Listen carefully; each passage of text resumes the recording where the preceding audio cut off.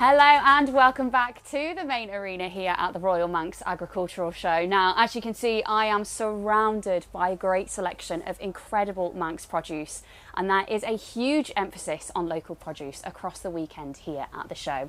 Now, a few weeks ago, earlier in this year, the island did host the Farming and Wildlife Advisory Group Awards, which is known as the Eurovision of farm management and wildlife conservation. And Charlie from the team headed down to see what it was all about.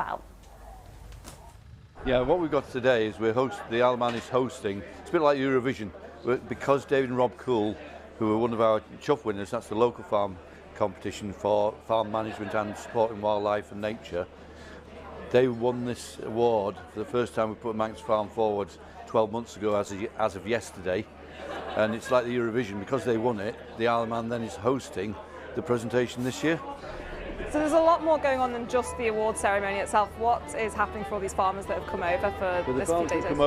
Farmers that have come over this morning, the Minister and members of the Flag Committee met the group. They bussed up to St John's and shared a little bit about Manx history, politics, traditions and so on. So we've got about 24 people over from across and about 100 Manxies here.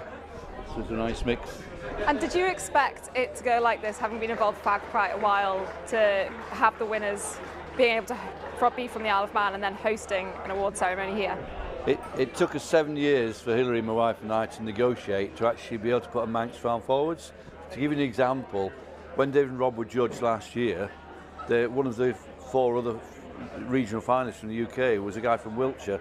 He was the winning farm for Wiltshire, Dorset, Somerset, Devon and Cornwall. So to be able to put one farm forward from the Isle of Man with a much smaller geographic area, they were up against some big players. So for David and Rob to win that last year, there's only twice in my farming career it actually brought tears to the corner of my eye, and it was such a special day. But for David and Rob, for the Manx farming community and for the Isle of Man as a whole. Do you know, it's been really exciting actually seeing this the whole way through. You know, from having the Bronze Chuff Awards that we've had on the island, that was reintroduced, and then having the opportunity to put people in for the Silver Lapwing, and I know Flag on the Isle of Man have worked really hard to get to this point. And then to see Dave and Rob Cool, take that award, and rightly so. I think, what a showcase here on the farm. I've had the opportunity to spend time going around the farm and see not just the work in terms of agriculture and food provision and the dairy farm here, but also the work around the environment and biodiversity, and also just that really nice balance actually, making sure you can have your own family life as well as having a farm, and how you can make that work. And I think it's a really inspirational story, and seeing people here today from all over the different sectors of the Isle of Man and people who are visiting, and having that opportunity to showcase not just farming but actually the wider culture, the language, just the real story of the Isle of Man is just really exciting. Last year, guys, you won the Silver Lapwing, and first of all, how was that to win it last year? A surprise to begin with. Yeah, we've done the judging. You never know how it's gone. I went over to the award ceremony in Wales with no expectation to win, and yeah, was totally and utterly shocked, and yeah, pleasantly surprised. Yeah.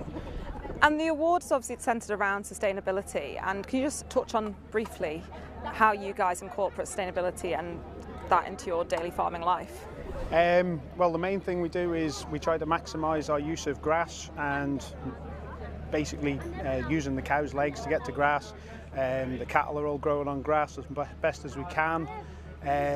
Try to reduce our inputs, i.e. fertiliser and chemicals and stuff like that, as low as we can go. Possibly an aim to get to nothing eventually, but whether we ever will, I don't know.